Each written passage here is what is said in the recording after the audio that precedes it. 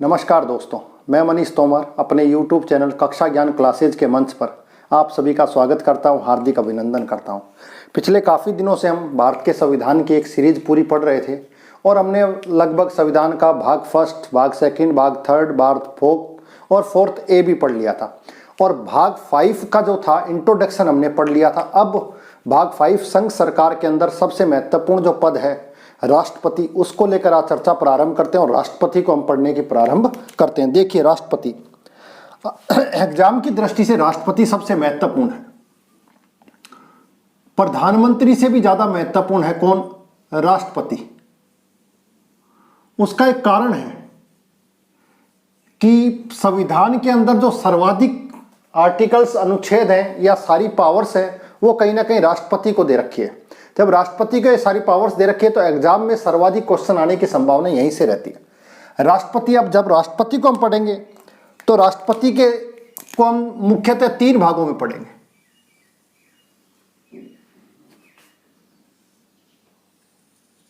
पहला वो भाग जिसमें राष्ट्रपति के सामान्य अनुच्छेद,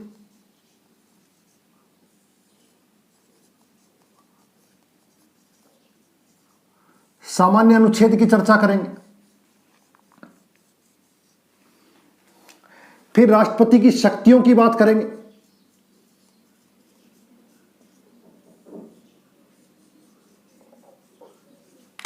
और थर्ड लास्ट हम बात करेंगे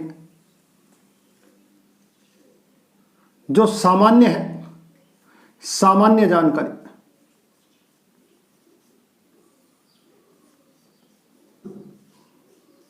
सामान्य जानकारी की हम चर्चा करें।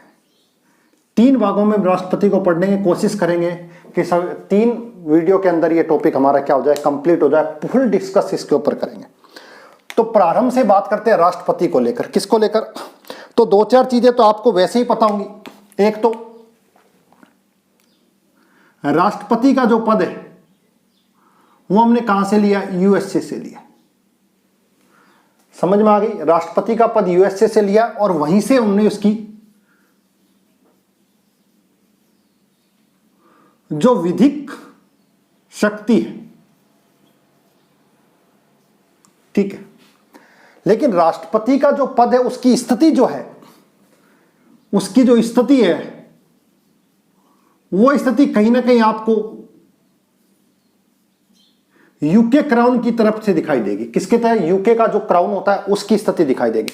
तो कई बार आपने देखा होगा, कई आलोचक ये कहते हैं कि भारत का जो राष्ट्रपति एक तरीके से रबड़ स्टैंप है, उसके पास कोई अथॉरिटी नहीं है, इसलिए कहते हैं। लेकिन अंबेडकर ने कहा भारत का जो राष्ट्रपति का पद है उसकी जो शक्तियां वो ब्रिटेन के क्राउन की तरह है और उसकी जो विधिक स्थिति है वो कहीं ना कहीं यूएसए के प्रेसिडेंट की तरह है।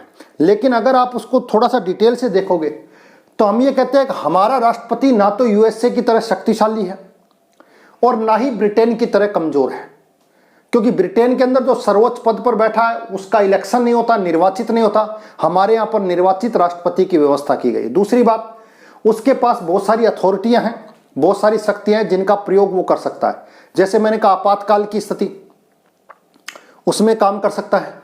तीनों सेनाओं का कमांडर इन चीफ होता है। किसी भी दल को अगर स्पष्ट बहुमत ना मिले तो अपने विवेक का इस्तेमाल करके किसी एक दल को सरकार बनाने का न्योता दे सकता है।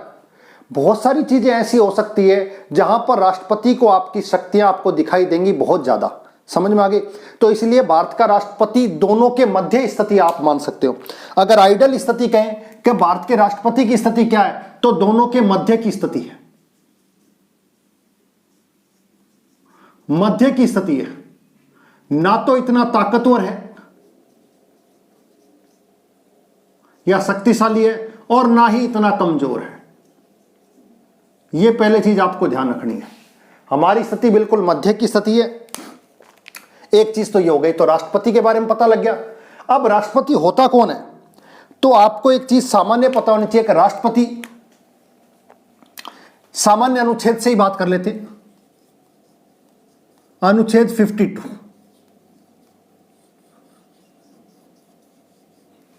आर्टिकल 52 क्या कह रहा है? आर्टिकल 52 कह रहा है राष्ट्रपति का पद बता रहा है।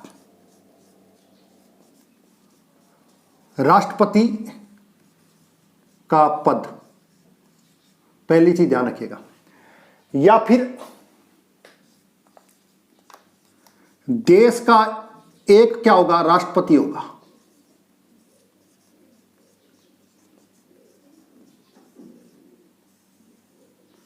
ये चीज क्या रखी है आर्टिकल 52 में। तो आपसे पूछे राष्ट्रपति का पद या राष्ट्रपति, देश का एक राष्ट्रपति होगा, इसकी जानकारी कहां पर दी गई, आर्टिकल 52 के अंदर इसकी स्पष्ट जानकारी दी गई है। पहली चीज आपको ध्यान रखनी है स्पष्ट। दूसरा, आर्टिकल जो 52 है, अनुच्छेद 53, 52 पे हम चर्चा कर चुके हैं। आर्टिकल 53, आर्टिकल 53 क्या कह रहा है, राष्ट्रपति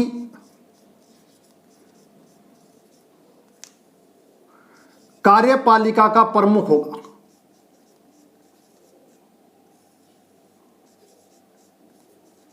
कार्यपालिका का प्रमुख होगा, यानी कि संवैधानिक प्रमुख की बात कही गई है।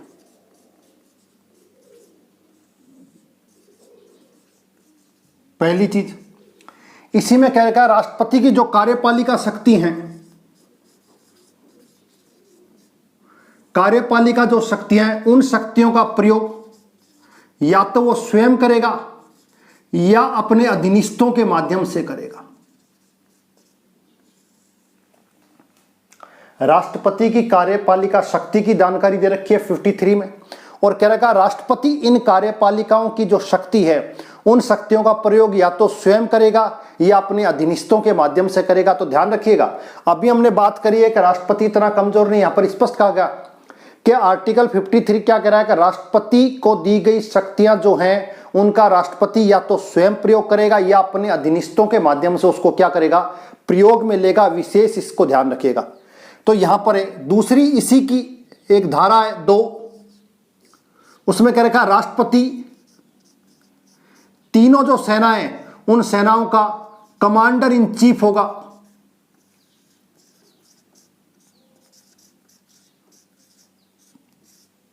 कमांडर इन यानी कि सर्वोच्च कमांडर होगा।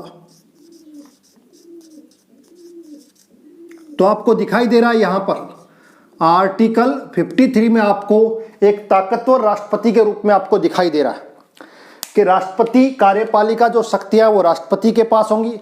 राष्ट्रपति उन कार्यपालिका शक्तियों का प्रयोग अपने अधीनस्थों के माध्यम से या स्वयं करेगा। दूसरा, तीनों सेनाओं का कमांडर इन चीफ होगा। तीनों सेनाओं का सेना अध्यक्ष कौन होगा, राष्ट्रपति होगा। उसको सेनाओं को अंतिम आदेश देने की शक्ति किसके पास होगी, राष्ट्रपति के पास होगी। तो समझिए कहीं ना कहीं आपको यहां पर राष्ट्रपति ताकतवर होता हुआ दिखाई दे रहा है। यह आर्टिकल 53 हो गया। अब बात करें आर्टिकल 54 की, इंपॉर्टेंट है, ध्यान रखिएगा। आर्टिकल 54 क्या कह रहा है उसको देखिएगा। राष्ट्रपति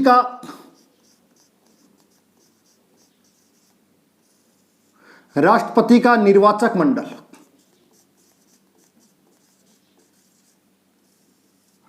राष्ट्रपति का निर्वाचक मंडल की जानकारी दी गई है। पहले तो ये ध्यान रखिएगा, यह व्यवस्था आयरलैंड से ली गई। अब राष्ट्रपति का निर्वाचक मंडल का अर्थ क्या होता है? राष्ट्रपति के निर्वाचक मंडल का अर्थ होता है कि राष्ट्रपति को जो लोग चुनेंगे, उन चुने हुए लोगों का एक मंडल जो राष्ट्रपति के चुनाव में क्या लेंगे, भाग लेंगे। उसी मंडल को, उसी भाग को क्या कहा जाए, निर्वाचक मंडल कहा जाता है। जो राष्ट्रपति को चुनते हैं उसको निर्वाचक मंडल कहा जाता है। अब निर्वाचक मंडल जो कहा जाता है, तो निर्वाचक मंडल में शामिल कौन कौन होते हैं? तो पहले तो ध्यान रखिए, एमपी, सांसद, दोनों सदन के, लेकिन कैसे, निर्वाचित। राष्ट्रपति के चुनाव में एमपी जो होंगे, मेंबर ऑफ पार्लियामेंट, लोकसभा और राज्यसभा, वो राष्ट्रपति के चुनाव में क्या लेंगे, भाग लेंगे। सेकंड, निर्वाचक मंडल में कौन शामिल होगा, दो चीजें पता लग गई। तीसरी, एमएलए, विधायक, और वो भी कैसे, निर्वाचित। सभी राज्यों की विधानसभा के, किसके, सभी विधानसभा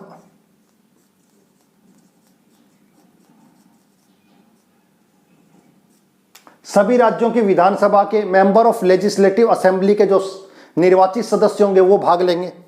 और थर्ड,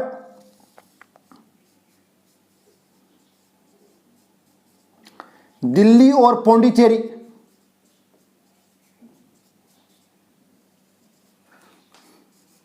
यूनियन टेरिटरी के विधायक भी भाग लेंगे।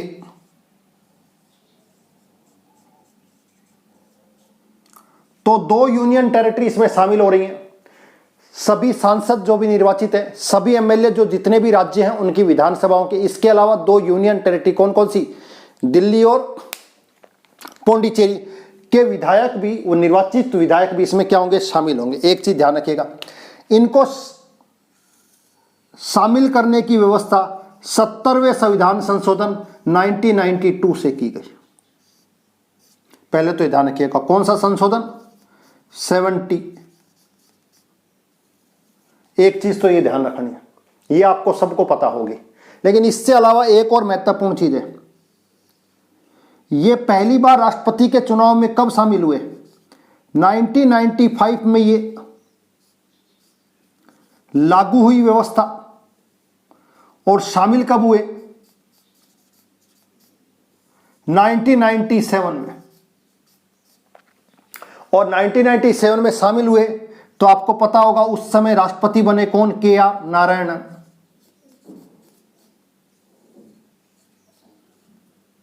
KR नारायणन, देश के प्रथम दलित राष्ट्रपति KR नारायणन उस समय। तो ध्यान रखिएगा, दिल्ली और पौंडीचेरी को कौन से संविधान संशोधन के द्वारा शामिल किया गया निर्वाचक मंडल में, 70वें संविधान संशोधन 1992, पहली चीज। दूसरी, ये एप्लीकेबल कब हुआ, यानी कि प्रावधान लागू कब हुआ, 1995 में।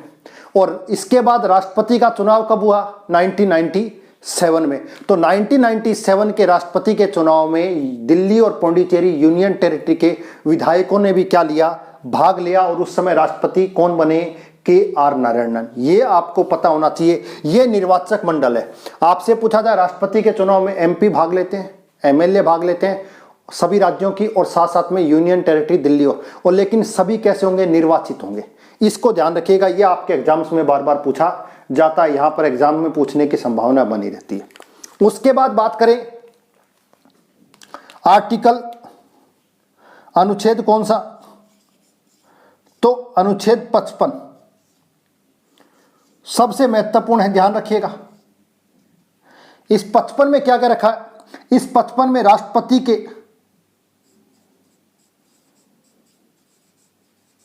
निर्वाचन की प्रणाली दी गई है। राष्ट्रपति के निर्वाचन की प्रणाली, राष्ट्रपति का चुनाव किस तरीके से होगा,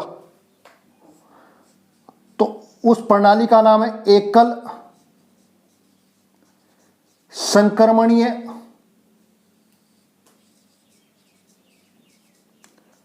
अनुपातिक प्रणाली, पहली चीज।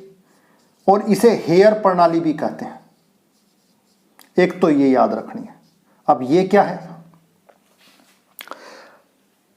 राष्ट्रपति का जो चुनाव होता है वो वास्तविक चुनाव माना जाता है। क्यों माना जाता है, क्योंकि राष्ट्रपति बनने के लिए एक न्यूनतम या निर्धारित कोटा स्थापित किया गया है कि न्यूनतम या निर्धारित कोटा जिस व्यक्ति को प्राप्त होगा वही व्यक्ति राष्ट्रपति बनेगा। उससे कम किसी को प्राप्त होगा तब तक वो राष्ट्रपति नहीं बनेगा। बाकी जितने भी इलेक्शंस हैं, उस इलेक्शंस का एक सीधा सम कॉन्सेप्ट है, जिसको सबसे ज्यादा वोट मिले वो जीत गया। लेकिन यहां पर ज्यादा का कोई मतलब नहीं है, ज्यादा तो होना ही होना चाहिए, लेकिन कितना ज्यादा होना चाहिए, तो कहा गया उतना ज्यादा होना चाहिए जितना कोई दूसरा ना हो सके, यानी कि मैक्सिमम उसको प्राप्त हो, उसे निर्धारित कोटा, न्यूनतम कोटा कहते हैं। अब निर्धारित कोटा, न्यूनतम कोटा कितना होता है, तो आपको पता होगा 50% प्लस 1, इसे निर्धारित या न्यूनतम कोटा कहा जाता है। 50% प्लस 1 निर्धारित या न्यूनतम कोटा, मैं फिर बता रहा हूं, 51% नहीं करना है, 51% नहीं करना है। एग्जामिनर आपसे क्वेश्चन पूछता है और सबसे पहले ऑप्शन में रखेगा 51% और आप वहीं पर ही स्पीड से उसको क्लिक कर दोगे। समझ में आ गई बात, क्योंकि वो एग्जामिनर है, उसको पता है आप क्या सोच रहे हो। ठीक है, तो ध्यान रखना 50% प्लस 1 करना है, 51% नहीं करना है। क्यों नहीं करना?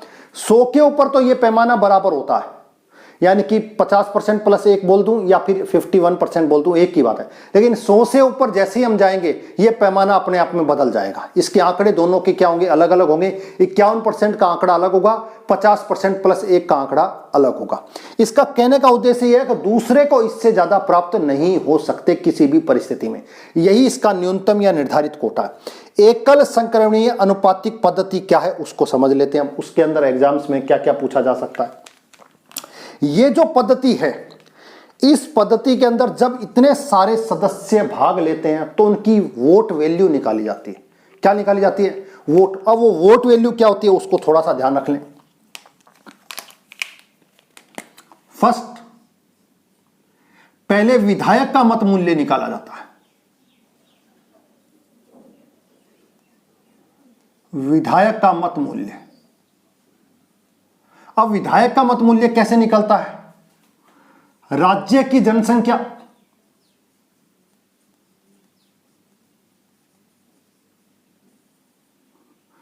बटे में उस राज्य के निर्वाचित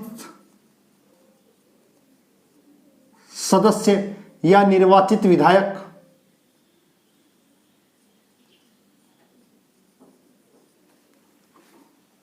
इस तरीके से आपका एक फॉर्मूला है और इस फॉर्मूले से हरेक राज्य अपने यहां के विधायक की क्या निकालेगा? वोट वैल्यू निकालेगा। समझ में आ गई बात? जब जितनी भी वोट वैल्यू निकलेगी, जैसे राजस्थान की बात करते हैं तो राजस्थान के एक विधायक की वोट वैल्यू 129 वोट मत है, एक की निकल गई। अब यहां पर हैं कितने? 200। कितने हैं? 200। तो 200 से इसको क्या करेंगे? इंटू करेंगे। इतने सदस्यों के इतने मत का समर्थन होगा राजस्थान से विधायकों की वोट वैल्यू। राजस्थान के 200 विधायकों की वोट वैल्यू कितनी होगी? 129 इंटू 200। उससे जो आंकड़ा निकल कर आएगा वो राजस्थान के सारे विधायकों की मत वैल्यू बताएगा। पहली चीज, एक इसका निकल गया। इसी तरीके से किसका निकालेंगे? सांसद का निकालेंगे।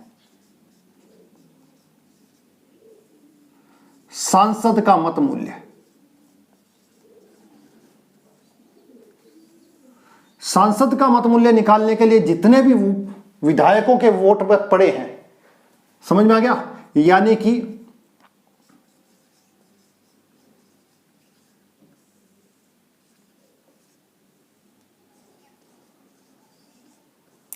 पूरे देश से जितने भी विधायक हैं उन सारे स्टेट के विधायकों की मत वैल्यू जो जोड़ दी जाएगी। समझ में आ गई बात? और उसके नीचे भाग दे देंगे किससे? सांसद से। तो आपके पास एक सांसद की क्या आ जाएगी? वोट वैल्यू आ जाएगी। अब एक सांसद की वोट वैल्यू आ जाएगी तो एक सांसद की वोट वैल्यू अब तक कितनी आ रही थी? 708 आ रही थी। कितनी आ रही थी? 708। इस इलेक्शन में कितनी आई?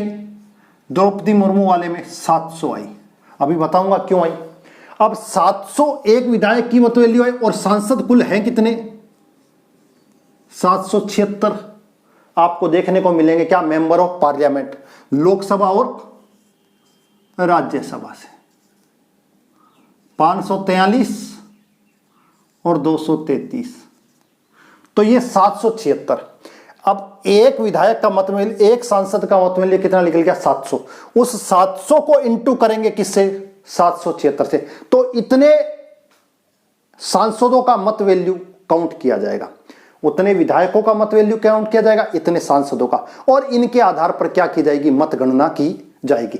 तो एक सांसद का मत मूल्य निकाला जाता है, एक विधायक का मत मूल्य निकाला जाता है और एक निर्धारित कोटा निकाला जाता है। उतने वोट राष्ट्रपति के चुनाव में पड़ते हैं। लगभग 9 से 10 लाख वोट वैल्यू की राष्ट्रपति के चुनाव में क्या होती है? काउंटिंग होती है। ठीक है, अब एक चीज तो ये ध्यान रखनी। अब यहां पर एग्जाम्स में पूछा क्या जाता है उसको समझ लें। पहले तो वर्तमान के अंदर एक सांसद की मत वैल्यू कितनी है, तो आपको पता होना चाहिए कितनी? 700। ठीक है, पहली बात। दूसरी, विधायकों की अलग अलग होगी, क्योंकि हर एक राज्य की पॉपुलेशन अलग है, वहां के निर्धारित या वहां पर जो लेजिस्लेटिव है उसकी संख्या अलग अलग है, तो उससे आंकड़ा अलग अलग आएगा। तो लेकिन दो एक स्टेट का अपने को पता होना चाहिए, एक तो अपने स्टेट का। तो राजस्थान के अंदर जो विधायक है उसकी वैल्यू 129 वोट, पहली ध्यान रखें।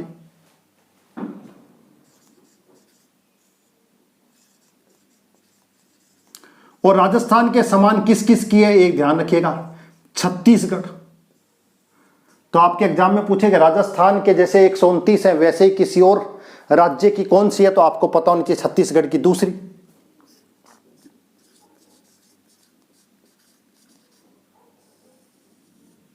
न्यूनतम विधायक वैल्यू किसकी है, न्यूनतम सबसे कम, तो आपको पता होना चाहिए 7 वोट की, किसकी, सिक्किम राज्य की। क्यों, पॉपुलेशन भी कम है और जो सीटें हैं वो भी अपने आप में क्या है, कम है, तो इतनी निकल गई, ध्यान रखिएगा। न्यूनतम हो गई, क्या हो गई, एक विधायक की वैल्यू। और जब अधिकतम की बात करें तो आंख बंद करके, मैंने आपको पहले भी बताया, अधिकतम विधायक वैल्यू कितनी होगी, 208, किसकी, उत्तर प्रदेश की। सीटें भी ज्यादा है और पॉपुलेशन भी ज्यादा है। वैसे भी आंख बंद करके ध्यान रखो, प्रधानमंत्री सर्वाधिक कहां से दिए, उत्तर प्रदेश से। लोकसभा की सीटें सर्वाधिक कहां है, यहीं से। राज्यसभा की सर्वाधिक सीटें कहां है, विधानसभा की सर्वाधिक सीटें कहां है, विधान परिषद की सर्वाधिक सीटें कहां है। तो ये सारी सीटें आपको याद हो, तो आंख बंद करके आप लगाना भी चाहते हो तो आंख बंद करके उत्तर प्रदेश को लगा सकते हो। तो सर्वाधिक विधायकों की मत वैल्यू कहां पर है, उत्तर प्रदेश की। न्यूनतम किसकी है, सिक्किम की। राजस्थान की कितनी है, 129। भारत के सांसद की वर्तमान वैल्यू कितनी है, सांसद 100 है, उस 700 है, उससे पहले कितनी थी, 708 थी। अब ये 700 और 708 में अंतर क्यों हो गया, क्यों, क्योंकि आपको पता होगा जम्मू एंड कश्मीर, जम्मू एंड कश्मीर की विधानसभा क्या हो गई, वर्तमान में भंग है। वहां पर कोई लेजिस्लेटिव नहीं है अभी वर्तमान में, वहां पर राष्ट्रपति शासन लगा हुआ है, यूनियन, और उसको यूनियन टेरिटरी बना दिया गया है। समझ में आ गई बात, इसलिए वो अब नहीं है। उसकी जब विधायकों की, वहां की विधायकों की संख्या और वहां की जनसंख्या बिल्कुल इससे कट हो गई, तो ये आंकड़ा जो वर्तमान की राष्ट्रपति है द्रौपदी मुर्मू 16वें नंबर की, उसमें ध्यान रखिएगा मत वैल्यू कितनी चल रही है, 700 चल रही है। इससे पहले तक कितनी चल रही थी, 708 चल रही थी। और ये मत वैल्यू के अंदर जो जनसंख्या है, उस जनसंख्या का आंकड़ा लिया जा रहा है कब से, ये भी ध्यान रखिएगा, 1971 से। ये आपको पता होना चाहिए राष्ट्रपति के चुनाव में। अब ये जो चुनाव प्रणाली है, इसमें कुछ चीजें और इंपॉर्टेंट है, वो भी मैं आपको बता देता हूं, आपके एग्जाम की दृष्टि से ध्यान रखिएगा।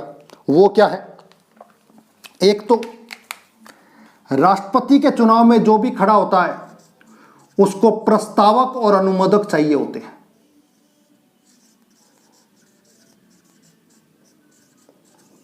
पहले ध्यान रखिएगा, उसके नाम का प्रस्ताव रखने वाले और उसको सपोर्ट करने वाले, अनुमोदन, उसके नाम को अनुमोदित करने वाले, तो ये चाहिए होते हैं। पहले से ये सिस्टम लगभग चला आ रहा था, ध्यान रखिएगा। इसमें क्या परिवर्तन हुआ, पहले ध्यान रखिएगा। प्रारंभ में इसमें एक प्रस्तावक और एक ही अनुमोदक था, ठीक है। 1974 में इसमें चेंज हुआ, 10 प्रस्तावक और 10 अनुमोदक कर दिए गए। और फिर इसमें वापस चेंज हुआ 1997 में, और इसमें प्रस्तावक और अनुमोदक 50-50 कर दिए गए। एक चीज ये ध्यान रखिएगा, प्रस्तावक और अनुमोदक नाम का प्रस्ताव देने वाले, अभी जो राष्ट्रपति थी द्रौपदी मुर्मू, उसमें प्रस्तावक के रूप में नरेंद्र मोदी भी प्रस्तावक के रूप में शामिल हुए थे। यानी कि द्रौपदी मुर्मू के नाम का प्रस्ताव रखने वालों व्यक्तियों में सांसद के रूप में कौन थे, नरेंद्र मोदी भी शामिल थे। ये 50 प्रस्तावक और अनुमोदक एमपी और एमएलए हो सकते हैं, जो उसके नाम को क्या करेंगे, अपने नाम के प्रस्ताव के द्वारा उसको पेश करेंगे। तो ये ध्यान रखना। प्रारंभ में कितने थे, एक एक। 1974, कौन सा, 1974 में परिवर्तन हुआ और कितने हो गए, 10-10। और फिर 1997 में कितने हो गए, तो वर्तमान में प्रस्तावक अनुमोदक कितने, इतने हैं। पहली चीज राष्ट्रपति के चुनाव की। दूसरी चीज बता रहा हूं, ध्यान रखिएगा, एक एक याद रखिएगा।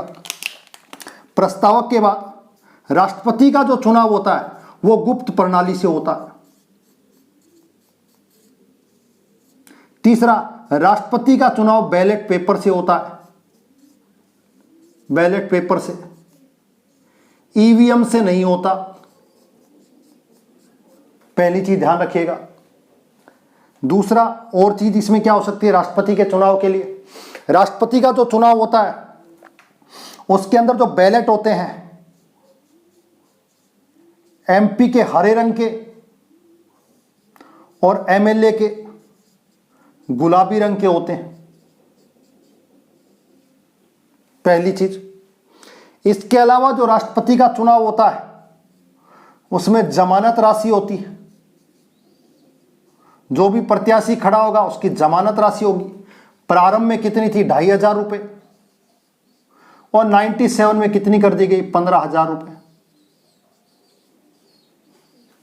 यह जमानत राशि आरबीआई में जमा होती है, यह बेसिक जानकारी है, ठीक है। और ये कब जब्त हो जाएंगी, अगर आपको 1/6 वैध मत प्राप्त नहीं होते तो ये क्या होगी, कहीं ना कहीं आपको देखने को मिल जाएगी। इसके अलावा राष्ट्रपति के चुनाव की 60 दिन पूर्व अधिसूचना देनी आवश्यक, 60 दिन पूर्व अधिसूचना जारी हो जाती है।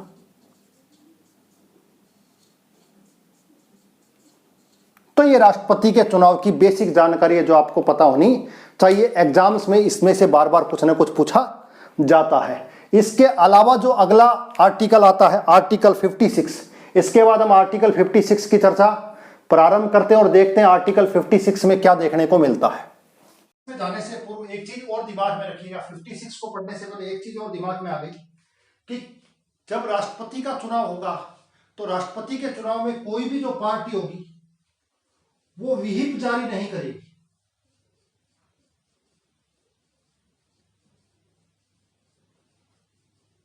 व्हीप का मतलब है उनके द्वारा दिया गया आदेश और निर्देश जो उस पार्टी से उसको बाहर जाने की अनुमति नहीं देता। जबकि राष्ट्रपति के चुनाव में कोई भी व्यक्ति कहीं पर भी किसी को भी वोट देने का अधिकारी रहता है, इसलिए कोई भी पार्टी यहां पर व्हीप जारी नहीं कर सकती। तो ये राष्ट्रपति के जो चुनाव था उस चुनाव की पूरी प्रक्रिया मैं आपको बता चुका हूं। अब अगला आर्टिकल पढ़ते हैं। अगले आर्टिकल कौन कौन से आर्टिकल है, एग्जाम में उनमें से क्या क्या पूछा जाता है उसको देखिएगा थोड़ा सा।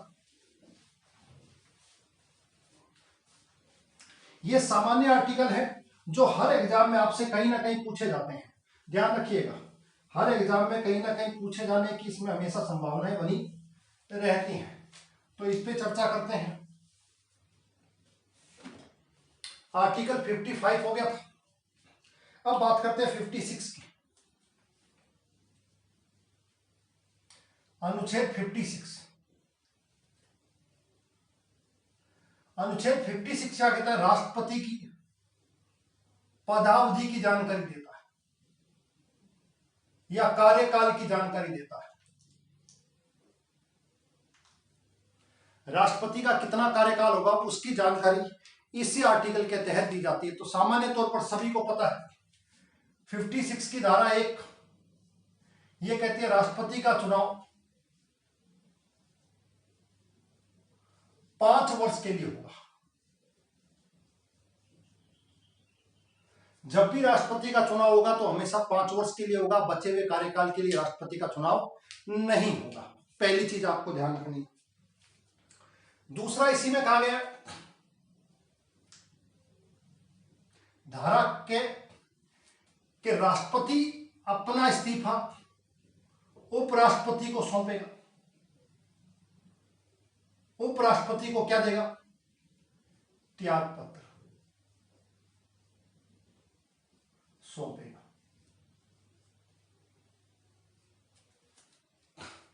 राष्ट्रपति अपना इस्तीफा उपराष्ट्रपति को सौंपेगा, ध्यान रखिएगा। यह शब्द जो आप पढ़ रहे हो बार बार, एक शब्द है उपराष्ट्रपति। केवल यही एक ऐसा पद है जिसके नाम के साथ उप लगा, वाइस लगा हुआ है, लेकिन वो बहुत महत्वपूर्ण है, उसके पास बड़ी अथॉरिटियां हैं। बाकी कोई भी पद जिसके नाम के साथ उप लग जाए, समझ लेना वो किसी कार्य योग्य तो नहीं है। उप सरपंच, उपाचार्य, उपाध्यक्ष, उप मंत्री, उप मुख्यमंत्री, उप प्रधानमंत्री, इस तरह के कोई पद होते नहीं है। वो बनाए जाते हैं और उनकी कोई अथॉरिटी भी नहीं होती, उनकी कोई विधिक पावर भी उनके पास नहीं होती। केवल नाम मात्र के लिए उसको सामने रखा जाता है। केवल एक ही पद है जिसके नाम के साथ उप लगा हुआ है, लेकिन उसके पास वास्तव में अथॉरिटियां हैं, उसकी एक बहुत महत्वपूर्ण भूमिका है। वो एक ही पद है, कौन सा? उपराष्ट्रपति का, याद रखिएगा। उसके बाद बात करें इसी का धारा 6। धारा 6 वेरी वेरी इंपॉर्टेंट है, ध्यान रखिए, वेरी इंपॉर्टेंट। राष्ट्रपति के द्वारा अगर संविधान का क्या किया जाता? उल्लंघन। संविधान का उल्लंघन करने पर,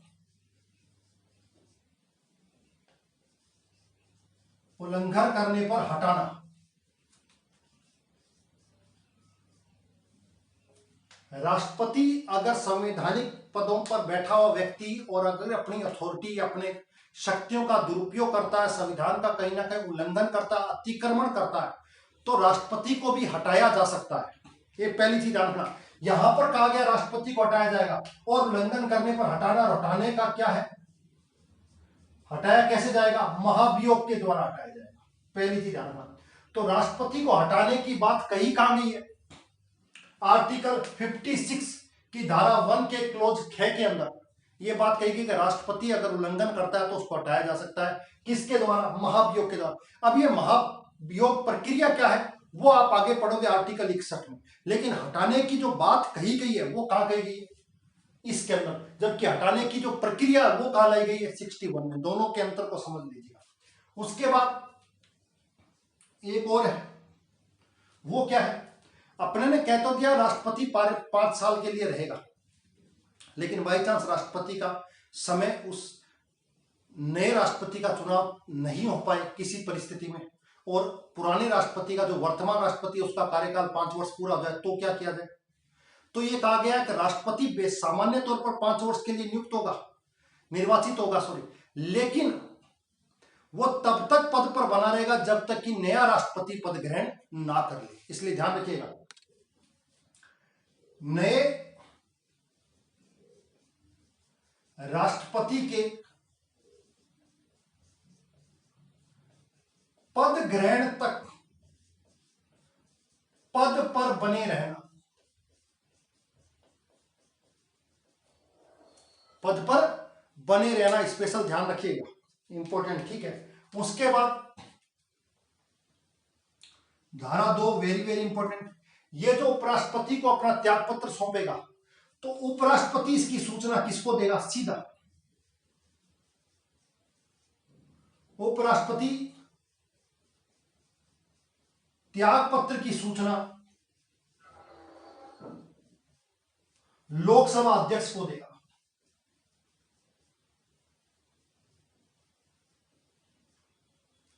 जनता का प्रतिनिधि सदन है, लोकसभा है, महत्वपूर्ण सदन है, लोकप्रिय सदन है, उसके अध्यक्ष को इसकी तुरंत क्या दी जाएगी? सूचना दी जाएगी। क्यों? क्योंकि मैंने कहा संसद के अंदर लोकसभा होती है, राज्यसभा होती है और राष्ट्रपति होता है। तीनों सदन आपको पता लग गए, तो राष्ट्रपति को पता लग गया, राष्ट्रपति ने इस्तीफा दिया तो वो राष्ट्रपति को दिया, तो उपराष्ट्रपति को तो इनकी इंफॉर्मेशन मिल गई, यानी कि राज्यसभा के पास तो जानकारी पहुंच गई। अब ये जानकारी तुरंत किस सदन को पहुंचनी चाहिए? लोकसभा सदन को भी पहुंचनी चाहिए। तो लोकसभा का जो अध्यक्ष है, स्पीकर है, उसको इसकी जानकारी होनी चाहिए। ये इंपॉर्टेंट ध्यान रखिएगा। तो आर्टिकल 56 की 2-3 चीजें हैं वो वेरी वेरी इंपॉर्टेंट है। उसमें एक चीज ध्यान रखिएगा, ये वाली और एक ये वाली, ये तो एग्जाम्स में आपसे बार बार पूछी जा सकती है। उसके बाद बात करें आर्टिकल 57 की। आर्टिकल 57 बिल्कुल सामान्य है, एग्जाम में बहुत कम पूछा जाता है। क्या है? राष्ट्रपति का पुनः निर्वाचन।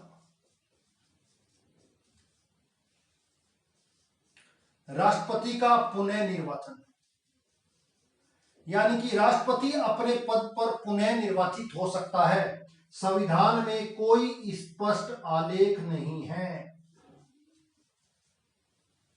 संविधान में इसके बारे में कोई स्पष्ट जानकारी नहीं है कि एक व्यक्ति कितनी बार राष्ट्रपति बन सकता है। तो जब कोई जानकारी स्पष्ट नहीं है तो हमने क्या सोचा कि जब कोई जानकारी नहीं है तो इसका मतलब है कितनी भी बार बन सकता है, क्योंकि हर एक व्यक्ति ज्यादा से ज्यादा अच्छी चीज सोचने की कोशिश करता है। तो वो कहता है कितनी भी बार बन सकता है। देखिए संविधान में ये नहीं लिखा हुआ कितनी भी बार बन सकता है, संविधान में इसकी कोई जानकारी नहीं है। तो हमने उसका अर्थ क्या निकाला कि कोई भी व्यक्ति कितनी बारी राष्ट्रपति बन सकता है। इसको ध्यान रखिएगा। आर्टिकल 58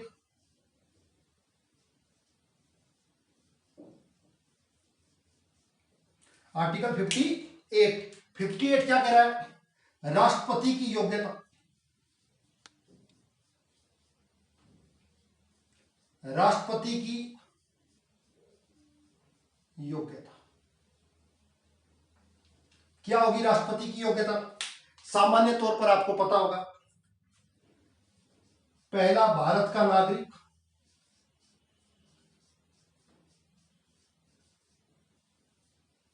उसकी एज 35 ईयर, तीसरा लोकसभा का सदस्य बनने की योग्यता,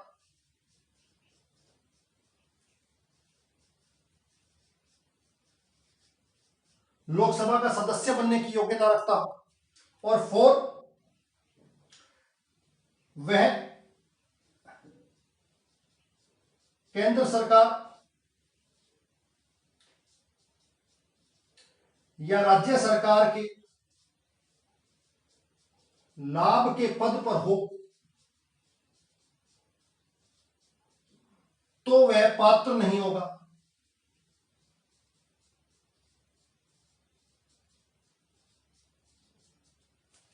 अगर वो किसी ऐसे पद पर बैठा जो प्रॉफिट का पद है, उसको अलग से वेतन कहीं ना कहीं प्राप्त होता है, तो वो व्यक्ति राष्ट्रपति के पद के लिए पात्र नहीं माना जाएगा। ये 4 महत्वपूर्ण योग्यताएं पता होनी चाहिए। पहली भारत का राष्ट्र नागरिक, दूसरा उसकी एज, तीसरा लोकसभा का सदस्य बनने की योग्यता, और फोर्थ नंबर पर केंद्र सरकार या राज्य सरकार के किसी लाभ के पद पर है तो वो पात्र नहीं माना जाएगा। ये 4 आपको पता होनी चाहिए राष्ट्रपति की योग्यता। उसके बाद बात करते हैं आर्टिकल 59 की। 59 क्या कहता है? 59 ये कहता है कि राष्ट्रपति के पद की शर्तें, राष्ट्रपति के पद की शर्तें,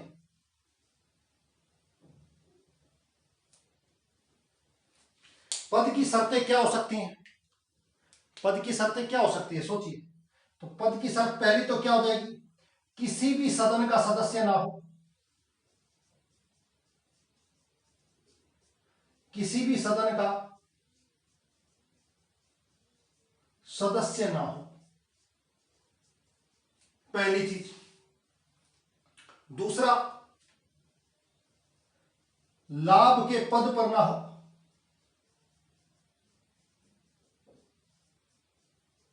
शर्तों का मतलब समझे, किसी भी सदन का सदस्य नहीं हो। अगर वो राष्ट्रपति चुन लिया गया है तो जिसका वो सदस्य था वो पद रिक्त मान लिया जाएगा। लाभ के पद पर नहीं है, राष्ट्रपति बन चुका है तो लाभ का पद जो होगा वो मुक्त हो जाएगा, उस पद पर वो पद क्या हो जाएगा? रिक्त मान लिया जाएगा। तीसरा, राष्ट्रपति रहते हुए उसे जो बंगला, जो उसे घर मिला है, उस घर के रेंट की आवश्यकता नहीं है, पहली बात। और दूसरा, जो संसद के द्वारा जो भी नियम बनाए गए हैं, जो भी व्यवस्थाएं उसको दी गई है, जो भी वेतन भत्ते हैं, वो सब के सब उसको प्राप्त होंगे, ये स्पष्ट कहा गया है। और फोर्थ, कार्यकाल के दौरान, किसके? यहां लिख देता हूं, कार्यकाल के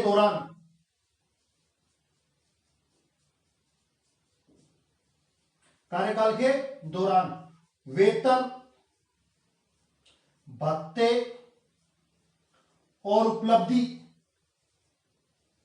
में किसी भी प्रकार की अलाभकारी या कटौती नहीं की जाएगी जब तक राष्ट्रपति के पद पर वो व्यक्ति बैठा है। कार्यकाल के दौरान उसमें किसी भी प्रकार की कोई कटौती नहीं की जाएगी। तो 4 पद की शर्तें हैं। अगर वो किसी भी सदन का सदस्य है तो राष्ट्रपति बनने पर वो पद क्या हो जाएगा? रिक्त मान लिया जाएगा। दूसरा, लाभ के पद पर अगर है तो वो पद भी खाली मान लिया जाएगा। तीसरा, राष्ट्रपति रहते हुए उसे जो घर मिला है, जो उसके रहने का, और जो उसको संसद के द्वारा जो वेतन भत्ते हैं वो उसको मिलेंगे। और फोर्थ, कार्यकाल के दौरान उसके वेतन भत्तों में, उपलब्धियों में किसी भी प्रकार की अलाभकारी परिवर्तन या कटौती नहीं की जाएगी। ये उसकी शर्तें हैं। यहां से एग्जाम्स में कई बार क्वेश्चन पूछ लिया जाता है, कौन सी योग्यता है, कौन सी शर्तें हैं। इन शर्तों और योग्यताओं को याद रखना है। शर्तों का मतलब अयोग्यता, अगर वो इन पे ये अयोग्यता है, अगर ऐसा नहीं होगा तो अयोग्य घोषित कर लिया जाएगा। तो ये कुछ चीजें आपको एग्जाम्स में पूछी जा सकती है। 56, पदावधि की जानकारी 5 वर्ष, उपराष्ट्रपति को इंफॉर्मेशन देगा। पद से हटाने की व्यवस्था बताई गई, क्यों, अगर उल्लंघन करता है। इसके बाद नए राष्ट्रपति जब तक नहीं बनेगा पद पर रहेगा, और लोकसभा को तुरंत इसकी जानकारी दी जाएगी। 57 में कितनी बार निर्वाचन होगा इसकी कोई स्पष्ट नहीं है। 58 के अंदर योग्यता की बात कही गई है। 59 के अंदर शर्तों की बात कही गई है कि वो किसी पद पर है तो वो पद से मुक्त मान लिया जाएगा। ये कुछ जानकारी आपको एग्जाम्स में पूछ ली जाती है, तो इसको थोड़ा सा ध्यान रखिएगा। 59 एक स्क्रीनशॉट ले लीजिए, फिर आगे चलते हैं।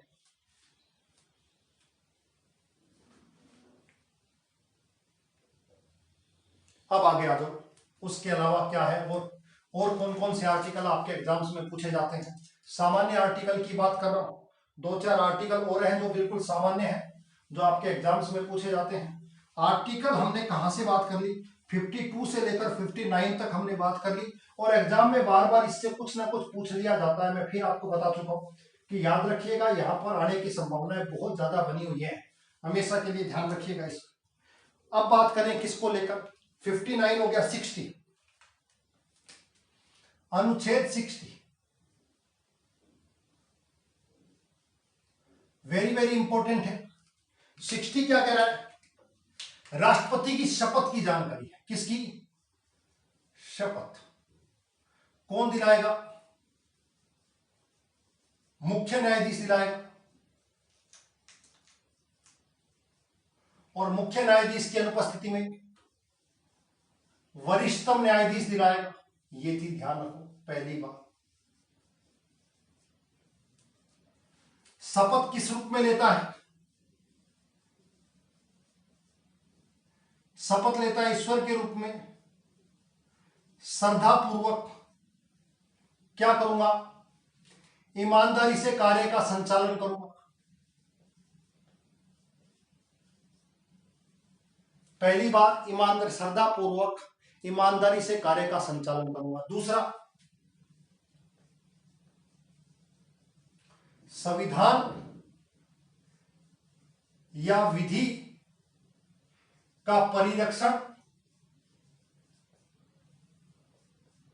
संरक्षण या प्रतिरक्षण करूंगा। प्रिजर्व करूंगा, प्रोटेक्ट करूंगा और डिफेंड करूंगा। किसको, कॉन्स्टिट्यूशन को या फिर किसी भी लॉ को जो कि बनाया गया है संविधान के अकॉर्डिंग। और तीसरा,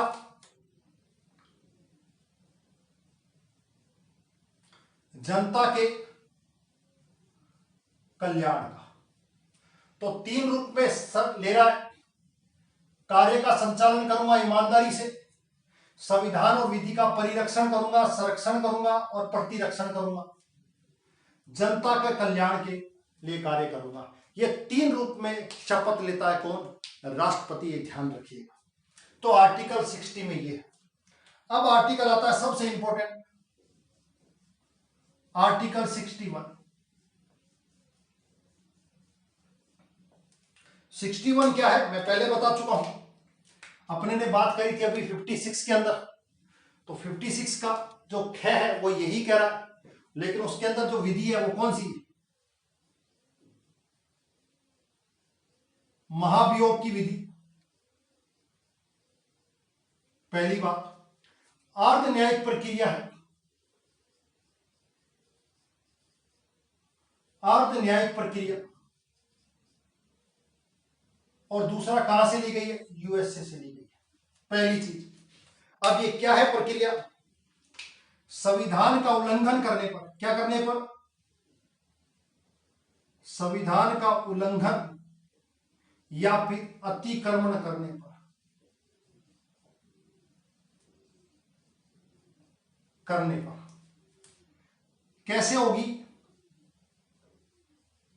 किसी भी सदन में प्रारंभ होगी, उस सदन के कुल सदस्यों का 1/4 सदस्य क्या देंगे?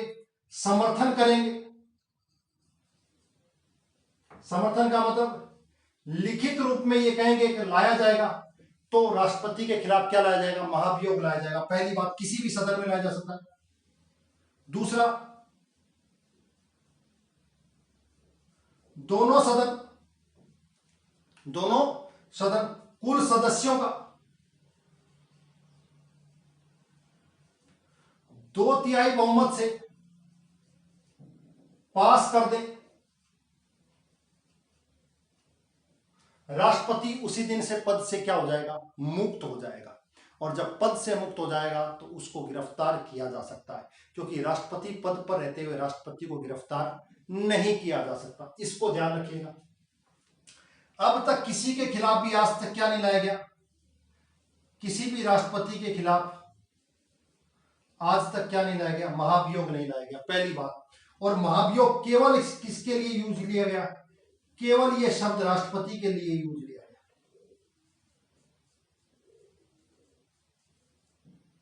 पहली बात, जो महाभियोग लाया जाएगा, राष्ट्रपति को 14 दिन पूर्व सूचना देनी आवश्यक है।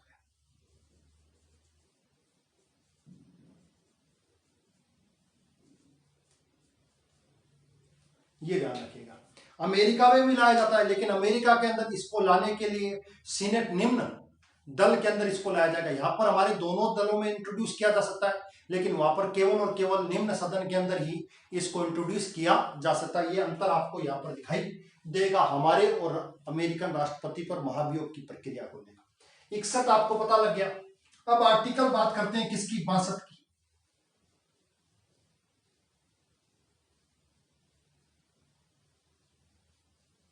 बासठ क्या कहता है? राष्ट्रपति के पद रिक्ति के समय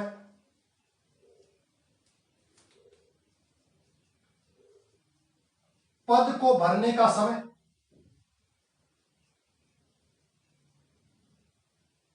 और निर्वाचित व्यक्ति का समय।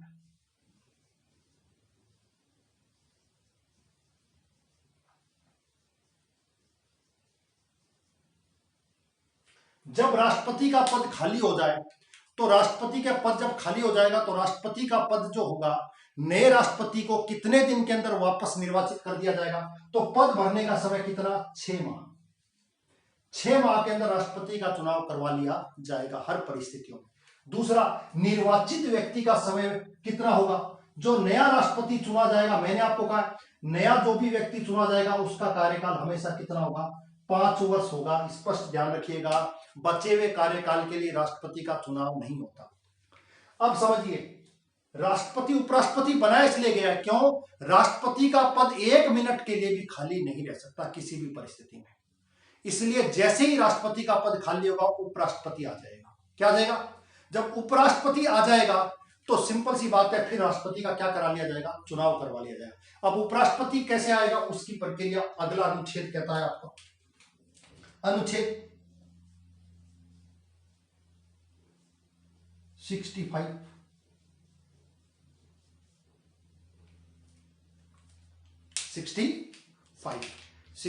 क्या कहता है उसको समझ लीजिए। 65 ये कहता है कार्यवाहक राष्ट्रपति का चुनाव।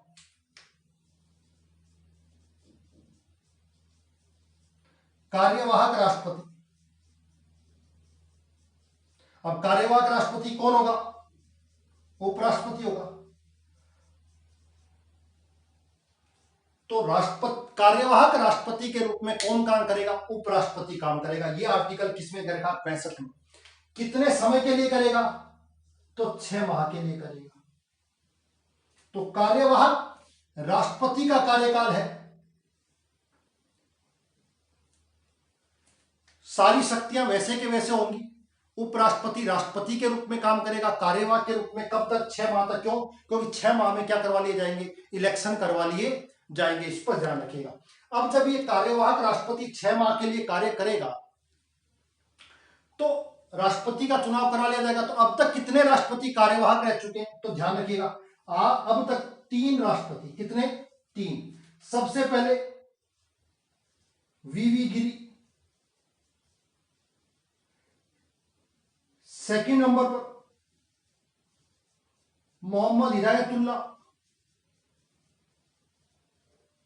और थर्ड नंबर पर आपको देखने को मिलेगा बीडी जत्थी।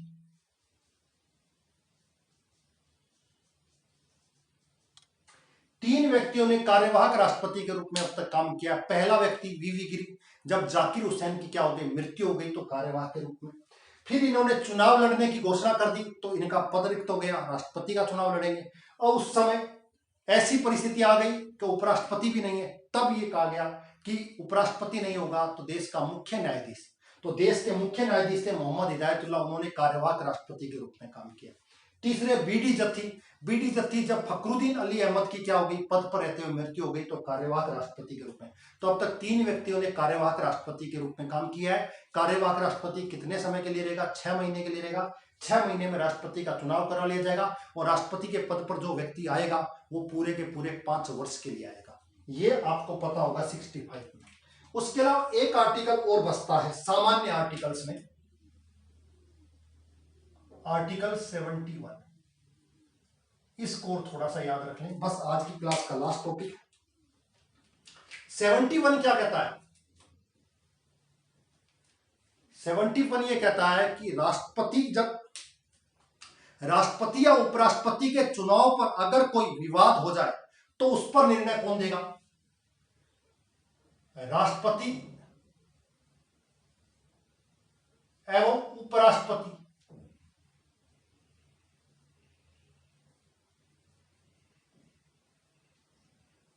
निर्वाचन विवाद पर कौन देगा निर्णय? सुप्रीम कोर्ट निर्णय देगा। पहली चीज, अगर आपको ऐसा लगता है उनके चुनाव में कुछ धांधली या कुछ गलत तरीके से काम किया गया तो उन पर निर्णय कौन लेगा? सुप्रीम कोर्ट लेगा, पहली बात। दूसरी चीज इसमें वेरी वेरी इंपॉर्टेंट है, उसको ध्यान रखिएगा। अगर किसी निर्वाचक मंडल का कोई पद रिक्त रहता है तो उसे इस आधार पर निरस्त नहीं किया जा सकता राष्ट्रपति के चुनाव को या उपराष्ट्रपति के चुनाव को कि निर्वाचक मंडल में कोई पद अतिरिक्त खाली था। जैसे मैंने आपको कहा अभी वर्तमान में राष्ट्रपति का चुनाव हुआ तो विधानसभा भंग थी, कौन सी? जम्मू कश्मीर की। तो जम्मू कश्मीर विधानसभा इस आधार पर नहीं कर सकती कि साहब राष्ट्रपति हमारी विधानसभा ही नहीं है तो राष्ट्रपति के चुनाव को क्या किया जाए, या तो कैंसिल किया जाए या उससे अवैध कर दिया जाए। क्यों? क्योंकि मेरी विधानसभा नहीं है। तो किसी भी निर्वाचक मंडल में कोई पद रिक्त रहता है उसका राष्ट्रपति के चुनाव पर कोई प्रभाव नहीं पड़ेगा। ये स्पष्ट ध्यान रखना। इसी में व्यवस्था की गई है। 11वां संविधान संशोधन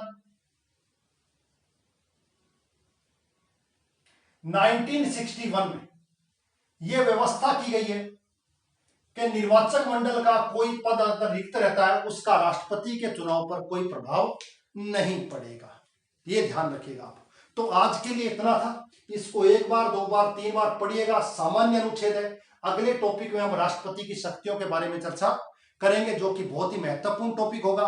तो ये सामान्य थे, इनको 1 बार देखिएगा, 2 बार देखिएगा। आपके एग्जाम्स में कहीं ना कहीं इसमें से कोई ना कोई क्वेश्चंस पुटअप किए जाते हैं। अगर आपको ये क्लास अच्छी लगी हो तो कृपया इस चैनल को लाइक, शेयर और सब्सक्राइब जरूर करें। कमेंट जरूर लिखें। आज की क्लास के लिए आपको बहुत बहुत धन्यवाद।